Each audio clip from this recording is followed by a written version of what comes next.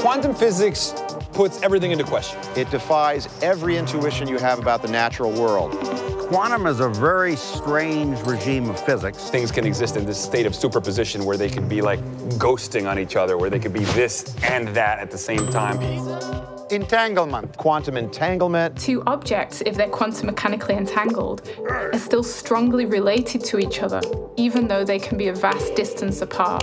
There's the notion of the multiverse. There's a whole family of Hartmuts in different states and going through different experiences and different life trajectories. The famous one is quantum tunneling. Tunneling. Tunneling? Tunneling is the slippage between universes. For a long time, people thought those effects only existed in the microscopic domain. Like atoms, electrons, photons. But really, it's the theory of our universe. So if you want to build a quantum computer, you want to incorporate those new phenomenon into information processing. Maybe quantum computation is one of those instruments that's going to allow us to see quantum effects at the human scale. Google and NASA have teamed up to share one of the world's first commercial quantum computers. This machine, made by Canada's D-Wave, will be installed in a NASA research center in California. Today's computers use bits.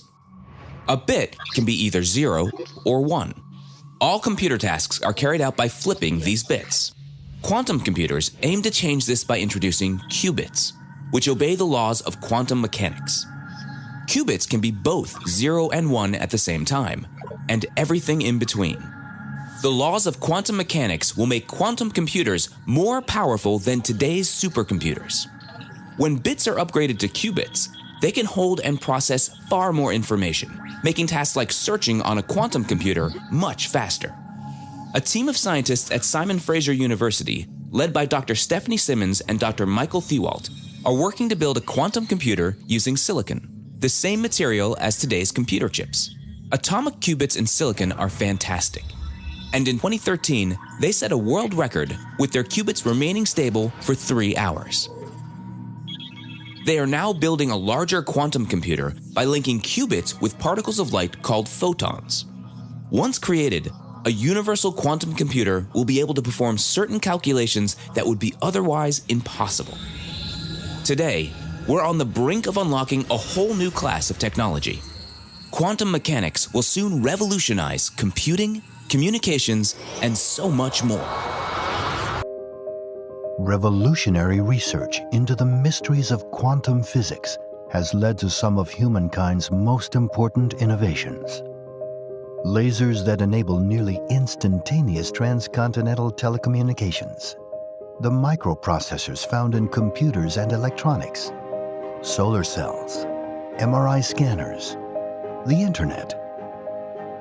Operating largely unseen at the level of individual atoms, quantum physics underlies many of the most spectacular tech breakthroughs of the past 50 years.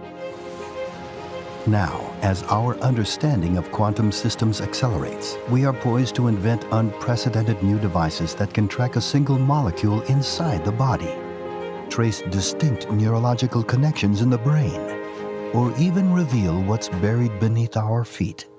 We are literally changing the way we view the world and ourselves. We have learned how to create novel materials by directly manipulating individual atoms and molecules. Working at this fundamental level promises to unleash the full potential of quantum materials for the first time. The Stuart Blusson Quantum Matter Institute is advancing this research frontier, attracting top researchers to Vancouver. Our scientists are developing new ways of applying fundamental quantum physics to the creation of innovative technologies. We are exploring wonders like high-temperature superconductivity, colossal magnetoresistance, and other quantum phenomena, enabling next-generation technologies like ultra-high-performance nanoelectronics and exquisitely precise sensors. Technologies that will take innovation in the telecommunications, computing, automotive, sustainable energy, and healthcare sectors to the next level. The Stuart Blusson Quantum Matter Institute is blazing a path to the quantum age. and we're just getting started.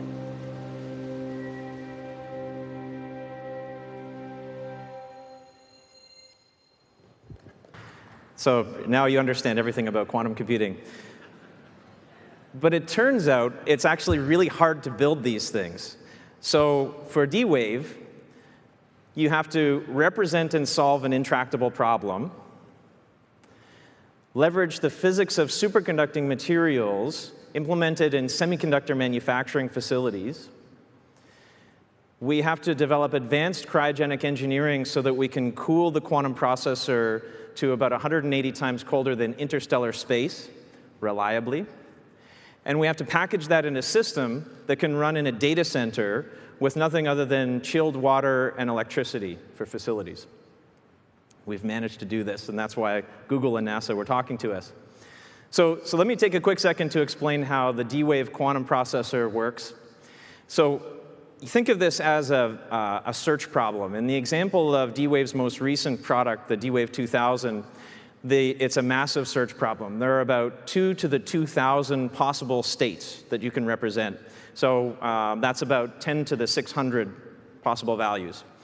We load that problem into the quantum processor and turn it into a kind of an energy landscape.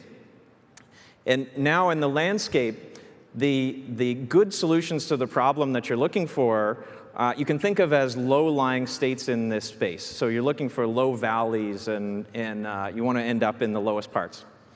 Classically speaking, when you deal, this is a simple three-dimensional picture of this. In reality, the problems are many dimensions, 2 to the 2,000 dimensions in this example. But for our understanding, we'll keep it 3D. Classically, the only thing you can do is pick a random place on this landscape and then run downhill as fast as you can, and then do that over and over again. And the search space is so massive that that's why this is an intractable problem. You can, in many cases, just never find a good or optimal solution to these problems. For D-Wave's quantum processor, the approach is very different. We start off in a superposition of all of the possible states and use these quantum mechanical effects like entanglement and tunneling in the multiverse, as Hartmut-Neven likes to refer to it, to find good solutions, to find low spaces in the landscape, as if it's like water flowing over land.